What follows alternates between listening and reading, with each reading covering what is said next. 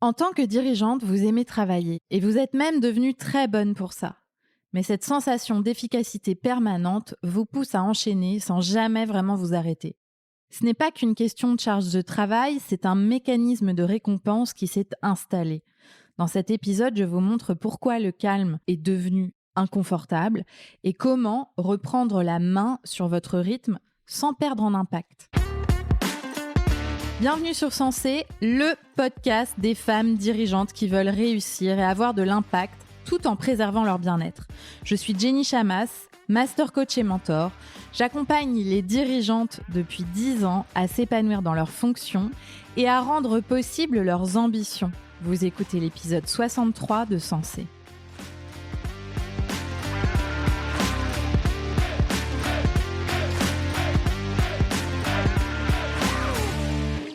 Bonjour mes chers leaders. Ces derniers temps, j'ai énormément coaché les dirigeantes que j'accompagne sur leur rythme effréné et leur difficulté à ralentir même quand elles le peuvent, les journées où elles ont moins de choses sur leur agenda. Je me suis donc dit que cet épisode pourrait être utile pour vous toutes.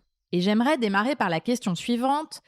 Quelle relation entretenez-vous avec la dopamine ? Vous savez, l'hormone du bien-être qui se libère dans des situations satisfaisantes comme par exemple les jours où vous vous sentez toute puissante car vous avez abattu un travail de fou. Heure après heure, réunion après réunion, décision après décision. Dans ces moments-là, tout vous sourit, vous vous sentez forte, vous ressentez votre impact, vous savez que ce que vous faites compte, vous êtes efficace et sur le papier, c'est génial. Sauf qu'avec votre agenda de ministre, minuté, chaque jour, chaque semaine, chaque mois et même chaque année, la quête de dopamine devient une habitude. Vous courez sans cesse, c'est satisfaisant, mais pas tous les jours. Avec le temps, ça l'est de moins en moins, mais votre cerveau n'arrive pas à s'arrêter. Vous vous sentez surexcité en permanence, comme s'il fallait continuer à courir, même les jours où votre agenda est plus cool. Et c'est pareil à la maison. Votre cerveau continue à tourner en boucle au moment où vous pourriez vous poser. Vous avez envie de calme, de bien-être, mais cela n'est pas accessible dans l'immédiat. Vous êtes tellement habitué à ce rythme effréné que le calme et le vide vous semblent inatteignables, voire même ennuyants. Cette surexcitation permanente, qui est si utile dans les moments où vous avez beaucoup de choses à faire, vous coûte cher au quotidien. Et parfois, elle vous amène à perdre de vue l'essentiel, c'est-à-dire vos priorités. Votre cerveau va à 1000 à l'heure, vous pensez à beaucoup de choses en même temps, vous avez le souffle court, vous faites de petites choses, vous repoussez les réflexions stratégiques et tout ce qui demande plus de temps et d'efforts, car vous êtes inconsciemment en quête de gratification immédiate. Vous voulez ressentir à nouveau cette dopamine et tout ce qui demande du temps long vous rebute. Vous pensez que vous n'avez pas le temps, mais en réalité, vous fuyez. C'est ce même processus qui rend si facile de se remettre au boulot le soir et les week-ends, car vous ressentez de la satisfaction à le faire, bien plus que chiller à la maison ou passer du temps avec vos proches. C'est contre-intuitif, car quand vous pensez à votre vie d'un point de vue de recul, vous aimeriez être une personne qui profite de son temps libre, qui profite de ses proches, mais vous aimez travailler et vous ressentez tellement de plaisir et de dopamine à le faire que vous finissez par avoir des difficultés à vous arrêter. Ce processus est très commun chez les dirigeantes que j'accompagne. La validation du travail fait et des résultats est si satisfaisante et le travail est par définition infini qu'il n'existe plus de frontières dans votre vie et que si vous regardez de plus près, vous travaillez finalement presque tout le temps. Pourtant, vous sentez bien que physiquement, vous avez besoin de pause, vous avez aussi besoin de recul. Mais ces pauses ne sont pas facilement accessibles. D'une part, il vous faut choisir intentionnellement de mettre des limites là où vous pourriez travailler sans cesse. Et d'autre part, quand vous posez ces limites, il vous arrive de trouver le temps long, parfois inintéressant, et cela ne vous encourage pas à prendre le temps. Et puis parfois, ce temps de vide vous est carrément inconfortable car des pensées et des émotions s'invitent. La culpabilité de faire une pause, des pensées peut-être sur votre couple, si vous êtes en couple, ou sur votre vie de mère, ou sur votre vie de femme. Alors vous préférez revenir à ce que vous savez bien faire et qui vous satisfait, le travail. Même si au fond, vous aimeriez vivre un meilleur équilibre.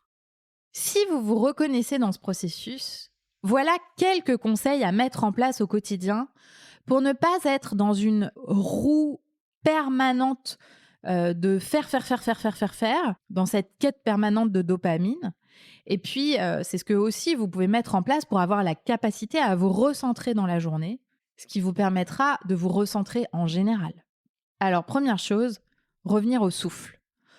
En général, quand vous avez du mal à vous recentrer, à reprendre pied, vous n'avez pas une respiration de qualité. Votre souffle est court, situé surtout au niveau du thorax. Alors, je vous conseille de mettre un rappel sur votre portable 3 à 4 fois par jour pour vous souvenir de respirer profondément. Quand l'alarme sonne, prenez 2 minutes, assise le dos droit ou debout, vos 2 pieds bien plantés dans le sol, et prenez 5 profondes respirations en inspirant par le nez et en relâchant par la bouche. Deuxième conseil, la pleine conscience. Prendre quelques minutes pour revenir à la matière et redescendre dans votre corps. Car quand vous êtes à 1000 à l'heure, vous êtes dans le mental. Dans la pleine conscience, on revient dans le ressenti physique, corporel. Cela peut être, par exemple, comme le fait l'une des exécutifs que j'accompagne, d'aller laver votre tasse à café. Donc ma cliente, elle sort de son bureau, elle va dans la cuisine du bureau, elle fait couler l'eau chaude sur ses mains, elle lave la tasse. Et c'est une pause consciente qui la reconnecte à ses sensations. Mais ça peut être aussi de toucher une table, de toucher vos mains, d'observer les pores de votre peau, de regarder par la fenêtre et d'observer consciemment le paysage, les couleurs, ou alors d'écouter les sons qui vous entourent. Troisième conseil, la marche. Une super façon de revenir à un rythme naturel et conscient est de faire une pause en marchant. En ville ou dans la nature, cela fonctionne très bien. Ma technique, par exemple, quand je travaillais à Séoul au codir d'une entreprise de mode et que je sentais que mon cerveau bouillonnait trop, que je m'éparpillais, je sortais faire le tour du pâté de maison et finalement me mettre en mouvement, prendre l'air, voir l'horizon, me permettait de revenir à mon corps. Quand je rentrais de cette pause marché, j'étais vraiment dans une autre énergie et beaucoup plus efficace dans mes actions et aussi beaucoup plus centrée. Je voyais avec plus de clarté ce qui était important de ce qu'il était moins. Quatrième conseil, prendre une pause avec d'autres personnes. Quand vous avez la tête dans le guidon, ça vous empêche vraiment de vous sentir connecté. À la fois connecté à vous-même, à votre corps, on l'a vu, mais aussi connecté aux autres.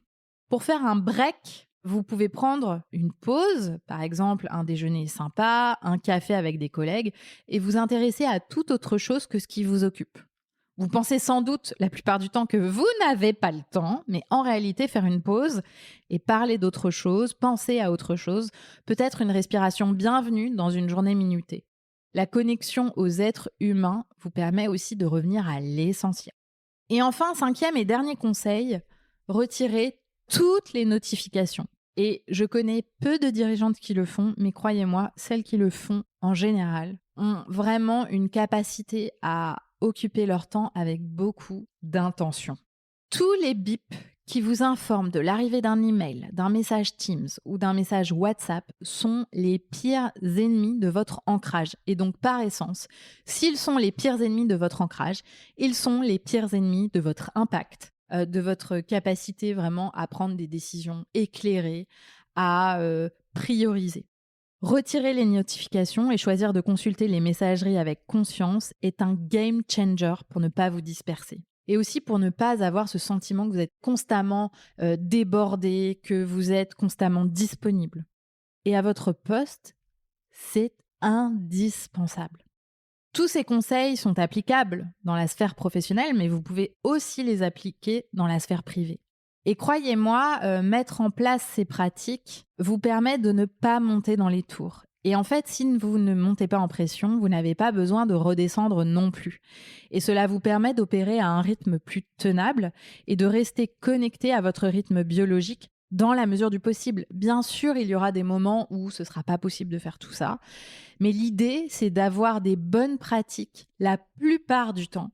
Et ça va vous aider à avoir plus de recul, de clarté et de mieux prioriser. Rester centré est une compétence extrêmement utile à un poste stratégique et cela nécessite de le décider consciemment car Tout dans vos journées vous invitera à être par monts et par vaux, et la dopamine que cela libère vous encouragera à continuer ce cercle vicieux en permanence. Or, à terme, c'est ce qui vous épuise et vous dessert, et parfois même c'est ce qui vous éloigne de tout ce qui fait que vous aimez votre job. Et donc, le but, c'est quand même de tenir sur la durée. Donc, chers leaders, je vous demande, quelle pratique, parmi ce que je vous ai proposé, allez-vous choisir de mettre en place ? Est-ce que ça va être de revenir au souffle ? Est-ce que ça va être une pratique de pleine conscience ? La marche ? Une pause avec d'autres personnes ? Ou enlever les notifications ? Et j'ai envie de vous dire, tout cela est génial. Choisissez-en une pour démarrer et continuez avec les autres quand la première sera bien installée. Ce podcast vous aide vraiment. La meilleure façon de me remercier est de le transférer aux dirigeantes qui vous entourent. Rendez-vous sur mon site jennychamas.com pour en savoir plus sur mes accompagnements destinés aux dirigeantes et inscrivez-vous à ma newsletter sur mon site toujours jennychamas.com pour chaque semaine recevoir la lettre hebdomadaire dans laquelle je vous livre mes meilleurs conseils de leadership. Et rendez-vous la semaine prochaine pour un nouvel épisode.